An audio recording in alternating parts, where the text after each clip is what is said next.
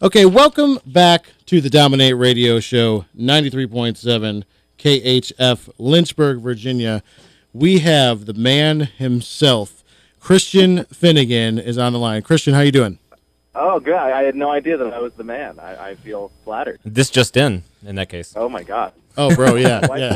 My wife will be so surprised. You're the man in these parts. Yeah, just tell him Dominate think you're the man, and she'll be floored.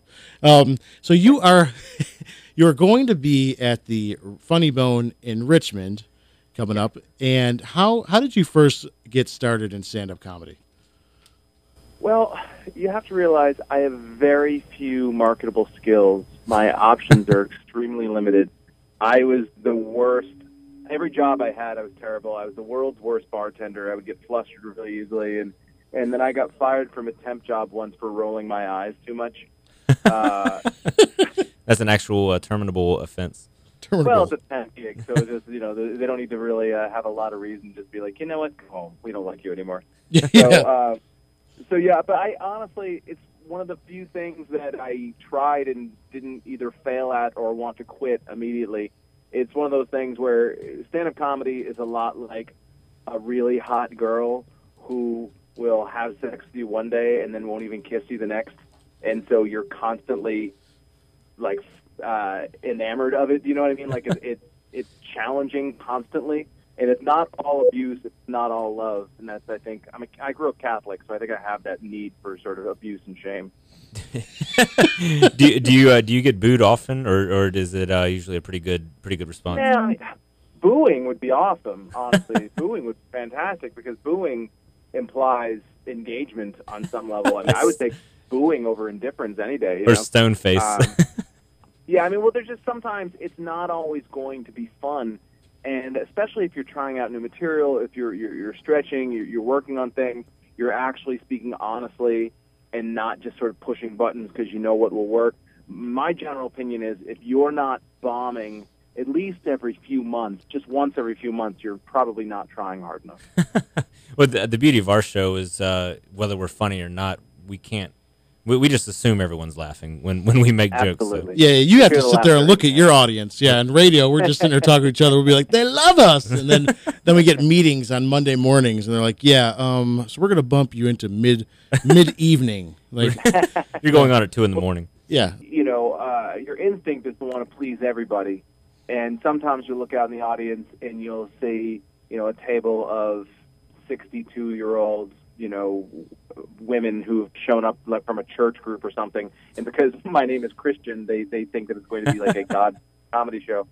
And there was a point in my career where I would really bend over backwards to try to cater my show to that one table, even though it's not really fair to the rest of the people in the audience.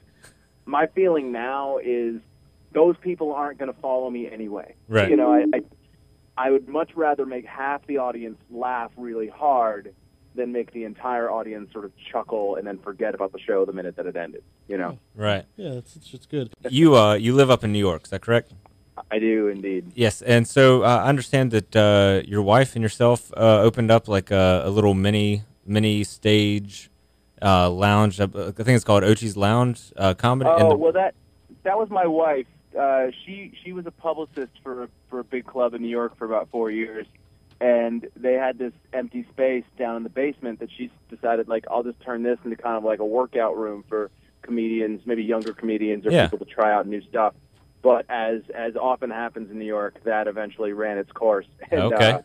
She moved on from that. She wrote a book that came out last year, so she's been promoting that mostly. She wrote a crazy book about her dad who's in jail for attempted murder and all that fun stuff. Yeah, actually, I was going to ask you about that. I'd read a little bit about that. I was kind of intrigued. Mm-hmm. What can you tell us about that?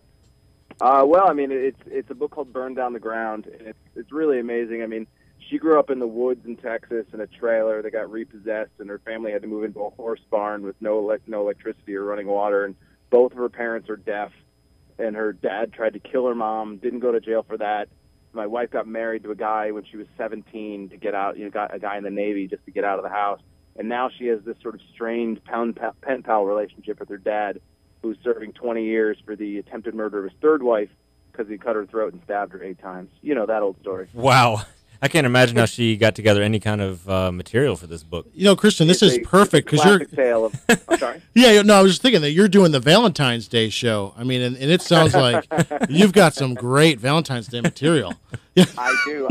I don't know. I don't think my wife will be there, unfortunately. I don't think she's going to be able to make the trip. But neither will your father-in-law, right? As far as I know, right. In case he was up for his first pass of parole a few months ago. Oh, didn't get it. Shocker. Yeah. Hey, another thing too. So you were born in Albany. I'm actually from Buffalo, New York. So did you spend any time in Albany, or did you move when you were pretty young? Yeah, I moved when I was like 3 or 4 or something. I moved to suburbs of Boston when I was 4, and so I grew up there, and then I moved to New York City when I was 18. But I'm definitely like a Northeast dude, probably to my detriment. Well, and I'm glad for Dom that he has you on the show right now, because I mean he's the Yankee that moved down to Virginia. Oh my gosh, and, they hate us down here. And so he always has his jokes. Yeah, Christian, a little heads up, easy on the racial jokes. They don't. Yeah, it doesn't go over real well. I've always been of the opinion that people from the South are nicer than people from the North. To your face, provided you're white. That's awesome. That is perfect. That's perfect. So we're also big fans of the Best Week Ever. Some stuff that you did. Yeah. So I mean, how was that? I mean, was that pretty fun, laid back? I mean, is that a chance for you to get some of your creative side out? It was great. I mean, it was wonderful for its time for me. I mean, I had a great time doing it.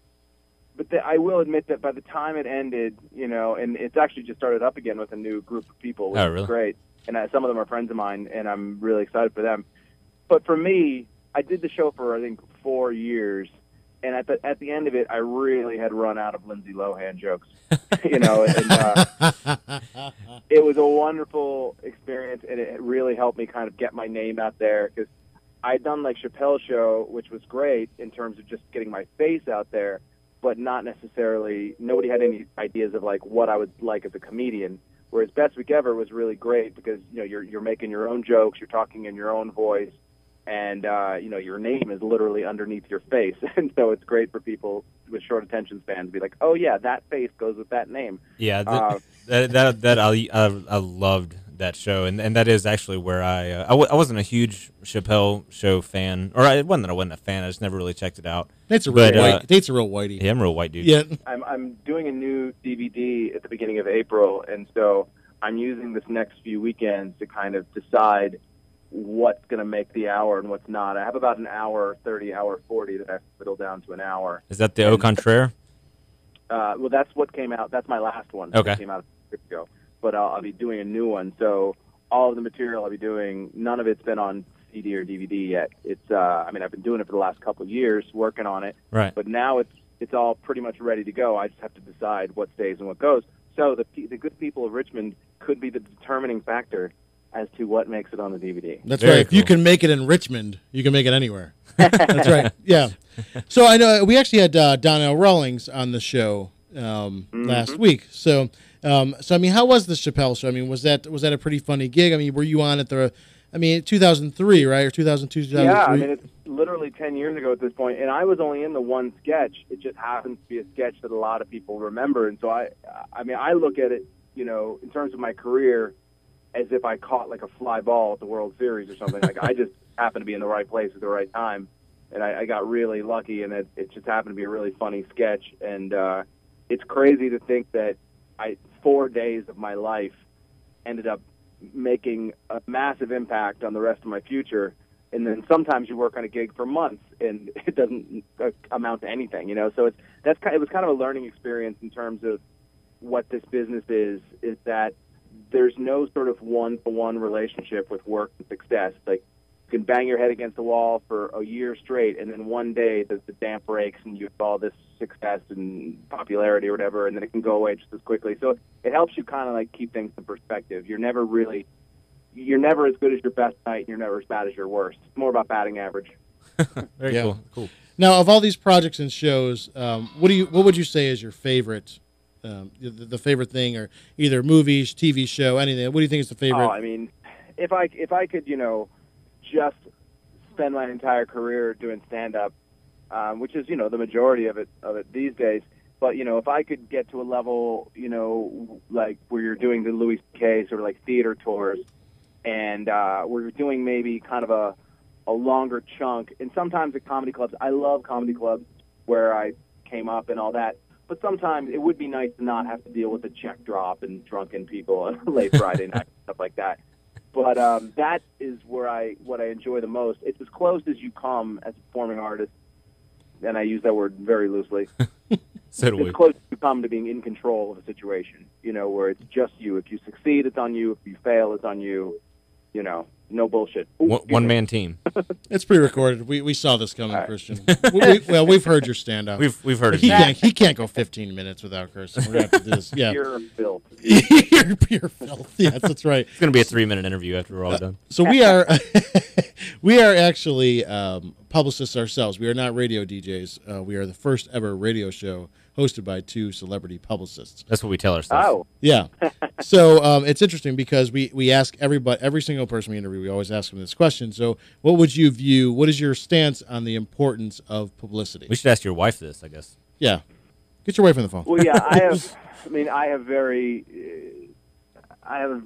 something I've dealt with a lot, not just because of my wife, but because I really feel like a man out of time. A lot of what is required of you in 2013 is just stuff that I either am not good at or flat out don't want to do. Like, I love Twitter. I think it's great. But when people retweet compliments about themselves, it makes me want to jump through the computer screen and strangle them.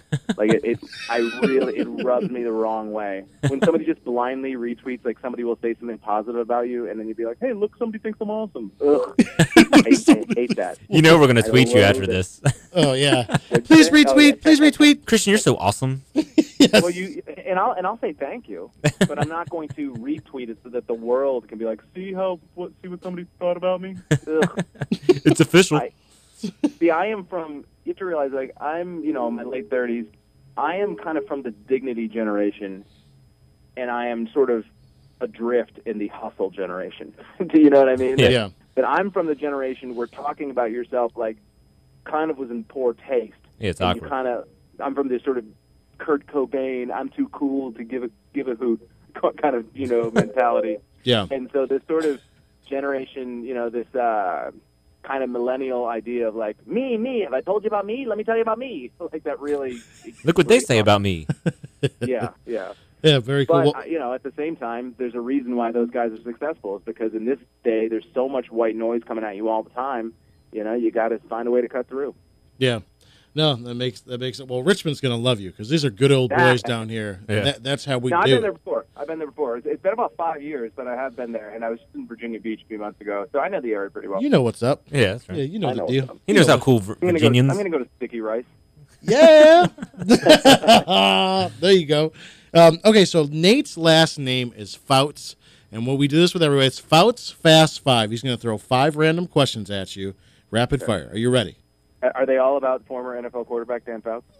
Oh my God! Yes, it's close. It is spelled a little different, but it's 5 questions of random. At random. Okay. All right. Let's shake it out. Shake it out. You can do this. You can lose. do this. Get loose. It's the biggest point of your career. A turning point. All right. You ready?